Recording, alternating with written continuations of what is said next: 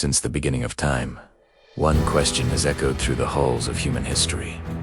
How will it all end? We see civilizations rise from the dust and return to it. We watch stars being born in fiery nurseries and dying in spectacular explosions. Yet, the ultimate mystery of our own ending remains one of humanity's deepest fascinations, and perhaps its deepest fear.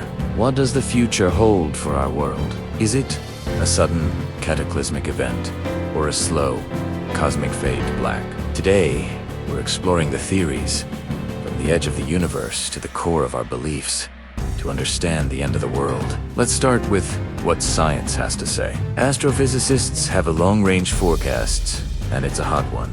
In about 5 billion years, our sun, the very star that gives us life, will run out of fuel. It will swell into a massive red giant, its outer layers expanding so far that it will engulf Mercury, Venus, and yes, even our own planet Earth. Our world will be vaporized, returned to the stardust from which it came. It's a guaranteed, albeit very distant, ending.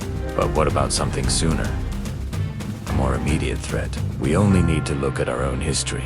66 million years ago, a colossal asteroid slammed into the planet, ending the long reign of the dinosaurs. Scientists warn that it is not a matter of if, but when another large object will cross our path. Space agencies around the world are actively tracking near-Earth objects, developing strategies to deflect a potential killer asteroid. It's a race against time, a celestial game of chance that we are now actively trying to win. However, some of the most chilling scientific scenarios don't come from outer space, but from right here at home. Many scientists believe that the greatest threat to our existence is US.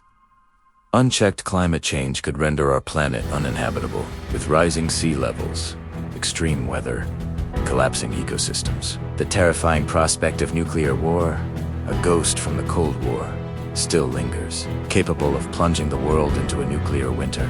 And then there's the new frontier. Uncontrolled artificial intelligence. Could a superintelligence of our own creation one day decide that humanity is no longer necessary? In this view, the end isn't an act of God or a cosmic accident, but a direct consequence of our own actions, a self-inflicted wound on a planetary scale. But for billions of people, the end of the world isn't just a scientific possibility. It's a profound spiritual event, a divine chapter in a much larger story. In Christianity, the Book of Revelation paints a vivid and dramatic picture of the apocalypse. It speaks of a time of great tribulation, the rise of a figure known as the Antichrist, followed by the glorious second coming of Christ, who will judge the living and the dead and establish a new heaven and a new earth. It's a story of judgment, but also one of ultimate redemption and hope.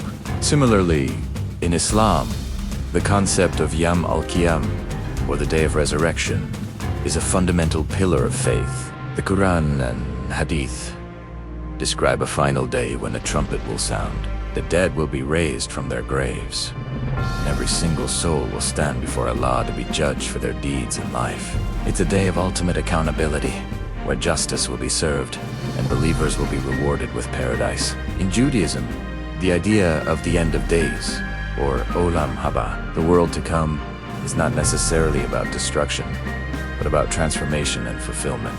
It foretells a future Messianic era, where the Messiah will arrive, ushering in a period of global peace, divine justice, and universal knowledge of God.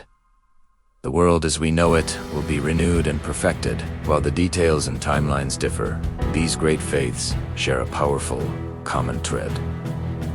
The end is not truly the end. It's a transition, a moment of judgment, and ultimately, a new beginning. So what can we take from all of this? Whether you look through the lens of a telescope or the pages of a sacred text, one simple truth emerges. Everything that has a beginning has an end. But perhaps the constant speculation about the end of the world is meant to fill us with fear. Perhaps it's meant to make us think. It forces us to ask ourselves, how are we living our lives right now? Each prediction, each prophecy, is a reminder of how fragile and precious our time here is. It reminds us of what truly matters. Love, compassion, connection, and finding purpose. In the short time we have, maybe the end isn't about destruction, but a universal call to live better, to be better, right here, right now. It's about transforming ourselves long before the world itself is transformed. Thank you so much for joining me on this journey through time and belief. If this video gave you something to think about, please give it a like and subscribe for more deep dives into the biggest questions of our existence. I'd love to hear your thoughts in the comments below. Until next time, stay curious.